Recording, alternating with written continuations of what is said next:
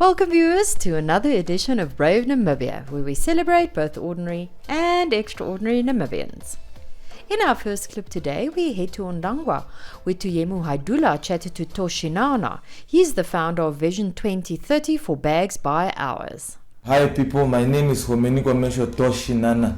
I'm the founder actually of this business. I'm the CEO at this business that we call Vision 2030, and this is one of our children. This is one of the bags that we make now. I attended my primary school in Tsumeb, Humble School of Power. I think the late President Hage was a teacher there. That's where I went to school with. I lived with my grandmother. She forced us to read. She forced us to read a lot. And I'm the only child. I only grew up around a lot of cousins. Yeah, my father is or was a teacher. Is not retired. I don't know what is pension, how you call it. He reads a lot, so maybe it's genetics. Because I didn't have really a close relationship, but I've always understood certain things culturally also. Because I believe in culture a lot. I think it shapes who you are. So my grandmother, we went literally no Shikondo at school.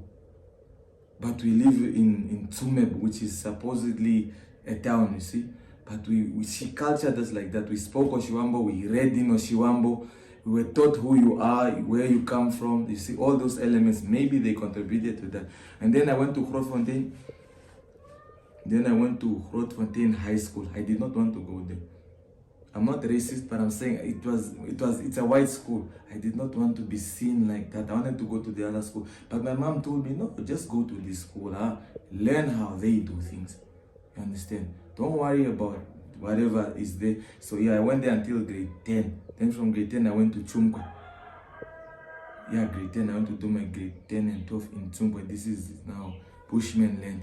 Because yeah, somehow we are related. That's where I really got open now, in Chumkwe. Because I saw life from a very different way, which, there's people like this, there's people like that. Yeah, then I went to Unam. I was supposed to go to Unam. I did not want to go there. I did not know what to do. I just went out of school. I do not know what to do.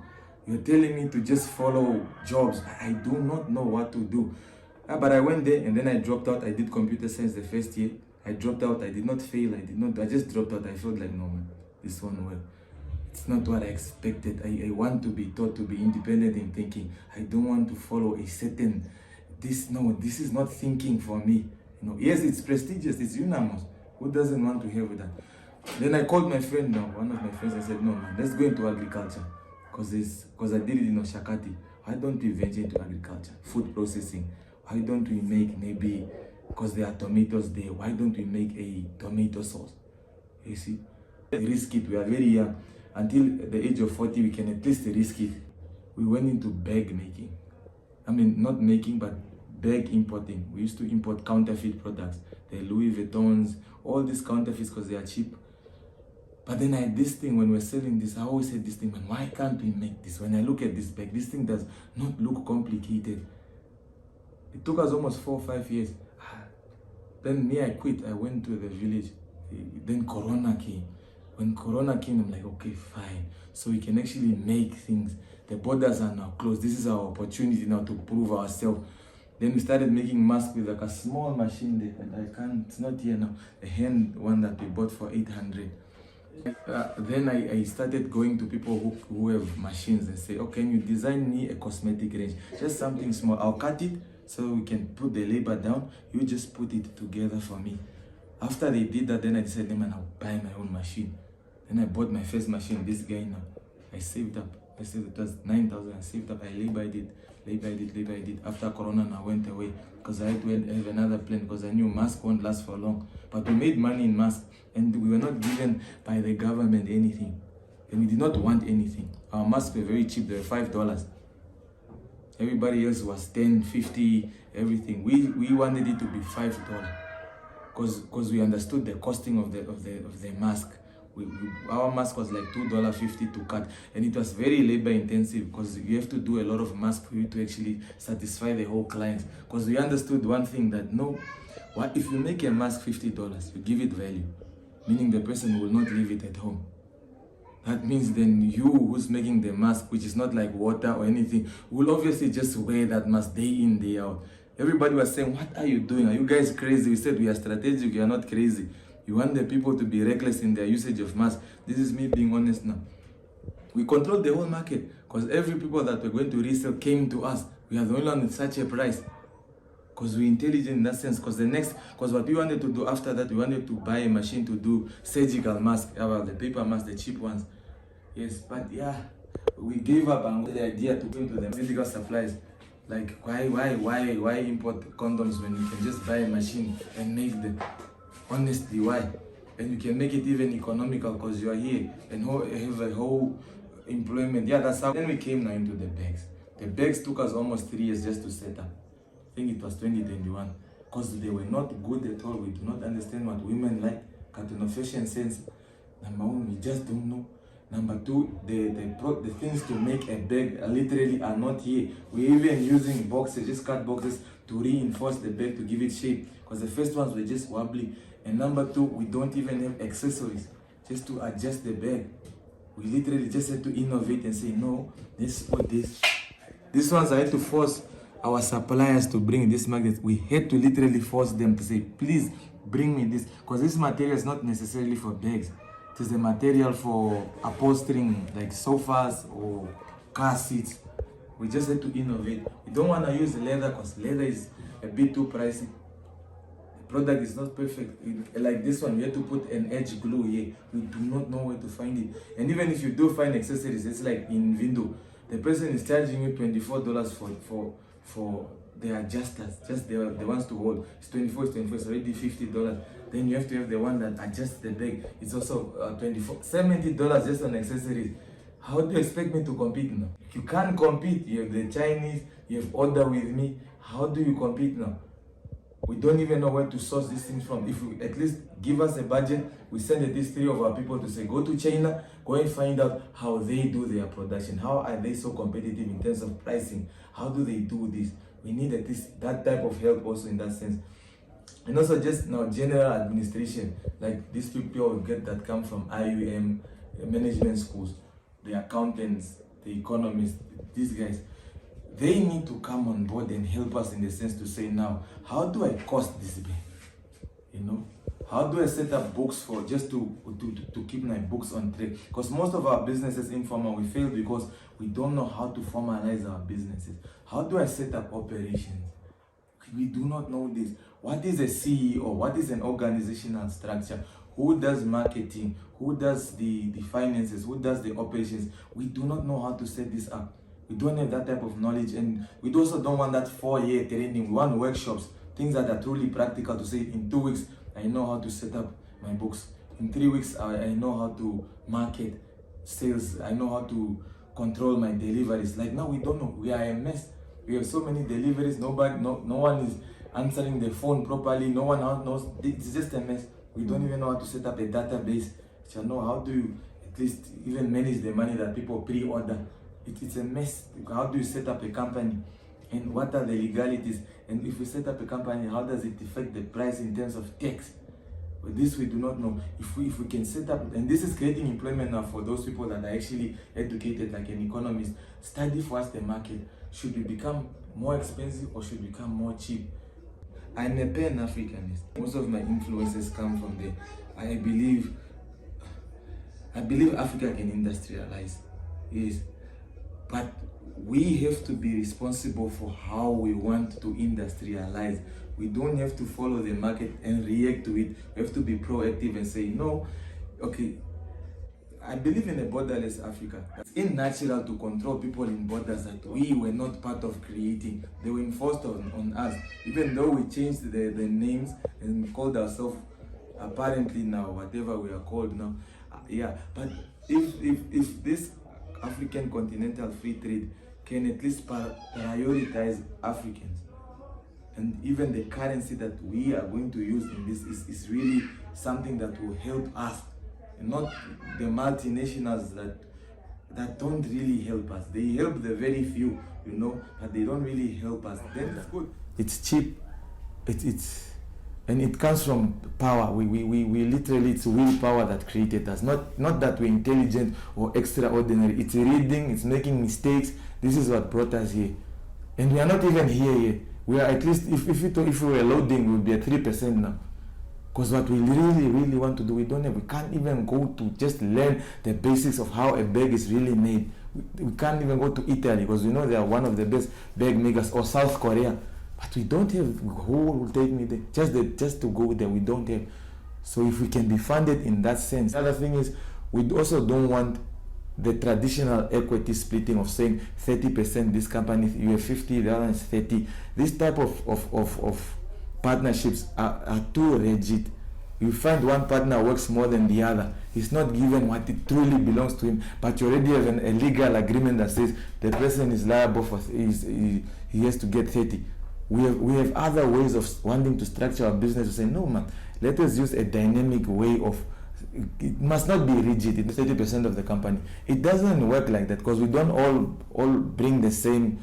It's not like it's a race where everybody starts at the, no. Even the way we employ ourselves here, we don't have a traditional model of, let me pay you end of the month. We have a personal, because we know these people personally. It's not like a shop where you just go and buy your sugar and go home. You don't know who the owner of this place is. We literally know who this person, you can't make them starve. Compensate that person properly, man. That person has been, you can't just say 2,000. What does it mean when you buy this bag? You understand? When you buy this bag as opposed to, let's say, imported bags, it means here you keep labor. It means people work here. It means the logistics is within our country. It just means a lot. When you buy something that is imported, I'm not saying do not import, but let it be at least fair. If you buy, let's say, a German-made car, I'm being specific now, those people, they are university students, they are actually being given jobs there. Meaning now they can source the best people, they can make material, they are not sleeping, they have a whole industry. And then you neglect yours because you are relying on someone else's labor, someone else's ingenuity to feed you. But when you buy this, as simple as it looks, it means you give us money, we improve. We are able to compete now, we are able to put on even all those exotic things that go in a bag. So for a young person out there that wants to do a certain brand, first read. You understand? Inform yourself. Knowledge is not monopolized anymore. On a simple TikTok video, you can learn the knowledge that people learned in 10 years in just one simple video. Very easy. Learn to market yourself online. You don't need to distribute to these guys that tell you go to South Africa, do this, get a barcode. You can literally just sell through your phone. It's a whole different economy now. So do what you want to do. If you want to be a musician, just study the business of music. If you want to design, just study the business of design. Study the Chinese, study the Indians, study these economies that are just emerging very quickly. It's very simple. You can become somebody. And if you need funding, let's learn how to actually do crowdfunding. Why don't we fund each other and say, look, give me this, give me 20, pre-order. You can actually get funding outside this bureaucratic funding that takes 7 years. How can I wait for a whole 2 years for the government to approve me? And then I know there's a demand now. You need to find other avenues that are agile, quick for young people. Yeah, that's what I'll say. But just do it. Don't be afraid. Losing is not a problem. Thank you, Brave Namibia, for giving us this platform.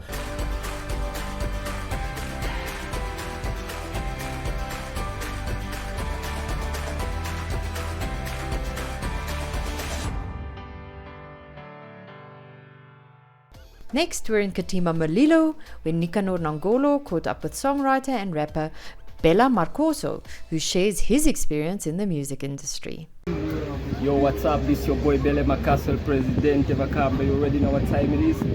Real name Kamuaren Simasiku. Originally born in Rundu, raised in Katima. Spent most of my years in Katima. I'm from a very big family. Two sides, my dad's side and my mom's side. On my mom's side, we are just three. I'm the firstborn, followed by a sister and a little brother. On my father's side, we are almost 9 or so. I have, let me say, 5 siblings, which are sisters, and the other 2 are boys as well. So, practically, I grew up in Rundu and Katima. because my mom is from Kavango and my dad is from here, Katima. I'm a very versatile choreographer artist, so I do almost all the genres, but originally I'm known as a rapper.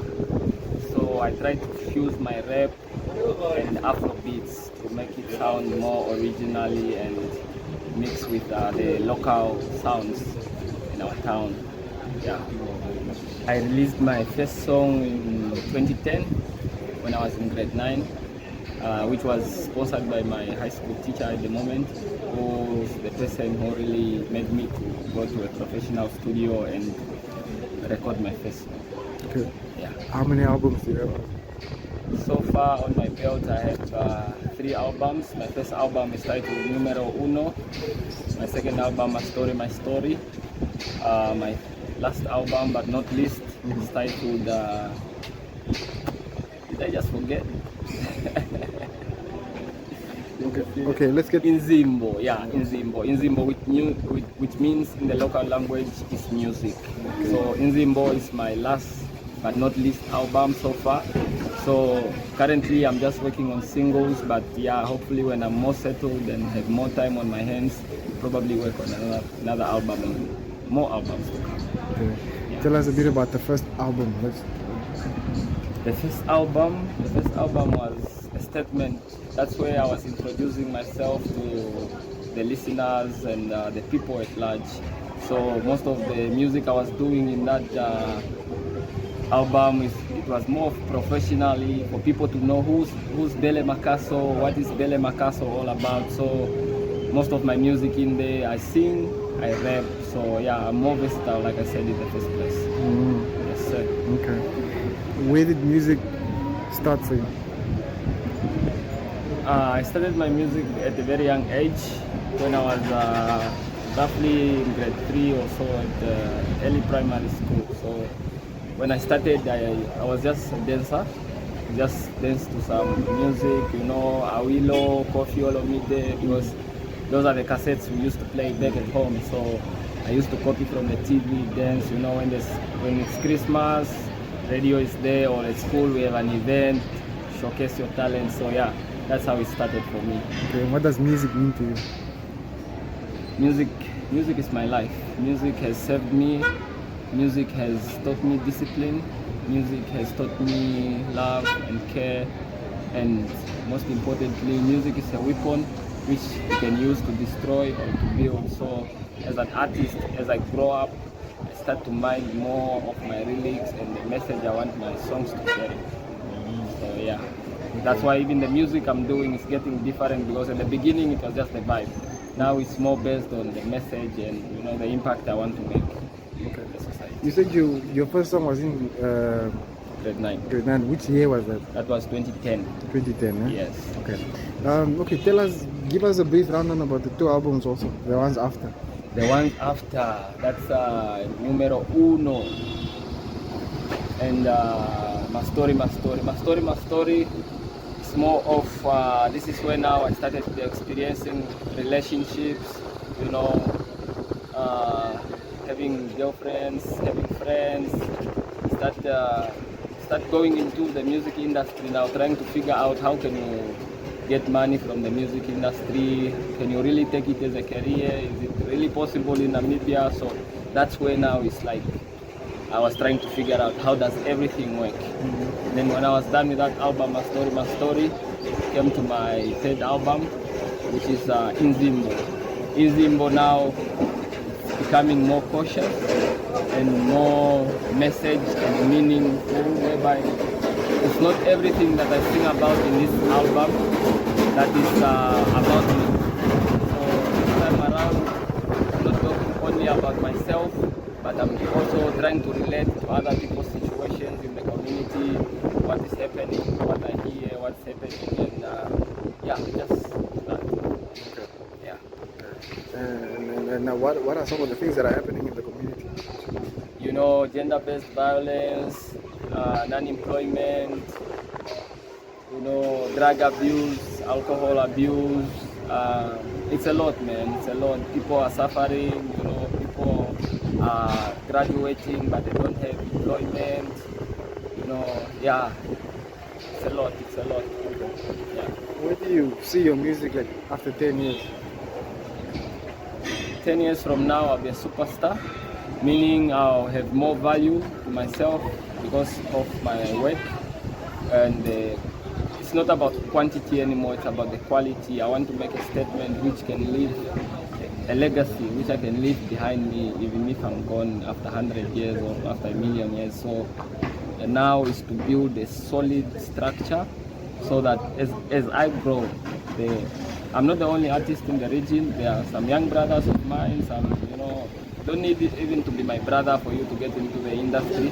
So it's my job now as an artist who faced other obstacles to make sure I help those who are coming behind me as much as I can. So, music is not only about singing in the studio. There's the whole process where there's marketing, management, and that's where most upcoming artists, we are getting it wrong because we are not exposed to marketing, we are not exposed to management. So it's like you have to do everything on your own. So if a person is just talented as an artist, there's no way he can know about business. So we can start helping those upcoming artists in such manner so that don't have to actually go through the same things we went through. Now on that note, what is your opinion of the Namibian music industry? For me personally, this is not a diss to anyone, but personally for me, I feel like Namibian music doesn't have that solid identity yet, whereby it can be categorized as Namibian music.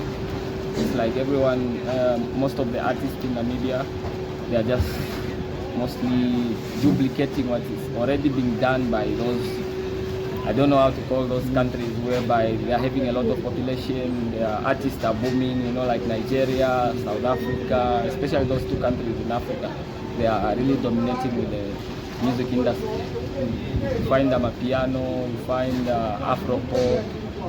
So yeah, it's good that the artists are trying, but I wish they could take that Amapiano and that Afro-pop and try to find something which can be Namibian in it. Yeah, that's it. Now for you as an artist, what are some of your challenges that you face? Before I'm an artist, I'm just human as well. I have daily needs. I have people looking up to me. I have 3 kids so far. Relationships. So everything, when you put it together, it becomes more challenging to manage, especially when you're an artist and you are not working like you have a permanent job. So everything else you have to do, you have to rely on your music. Sometimes music does not always pay out, like here where we are. It's not really a profession whereby you can say, I'm just going to do music. You understand? Because at the end of the day, your music needs to be financed. And that's when now you start as an artist to start looking for hustles, other businesses you can do to boost yourself. Maybe you can even get a job. So between all that, as an upcoming artist, means you have to, the work you are putting in has to be 10 times more than the established artists. Because even when you perform, the salary you are getting paid is less for your work. It's like you are getting paid 10% of the whole work you are doing. So it's really tough, but yeah, nevertheless, we're not doing it for the money, we're doing it for the passion.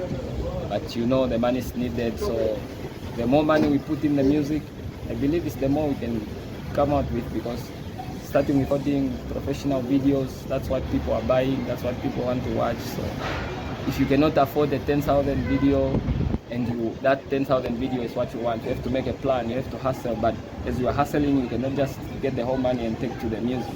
You have to eat, you have to move around, you have to live every day.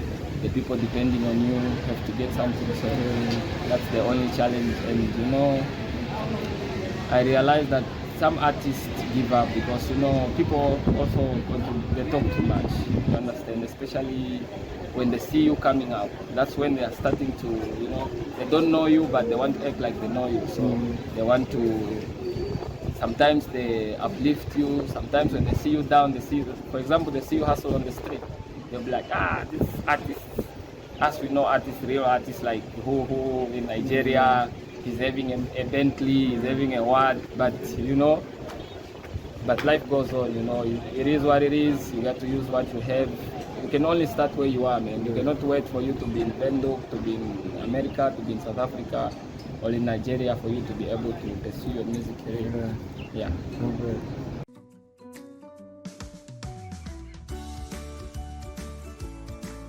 Take a load off and tune into another episode of Brave Namibia, when we take a look at both ordinary and extraordinary Namibians sharing their stories. Brave Namibia is broadcasted on NTV Saturdays at 6:30 p.m. and oneup2.com, and broadcasted on the following Facebook platforms on Wednesday at 5:30 p.m. Republican, Algemeine Zeitung, Namibian Sun, and all Namibia Media Holdings pages. For more information, contact the Brave team at brave@synergy.com.na. Brave Namibia, for the ordinary and extraordinary Namibians. Thank you for tuning in today. If you know of someone you feel should feature on our show, please contact us at brave@synergy.com.na.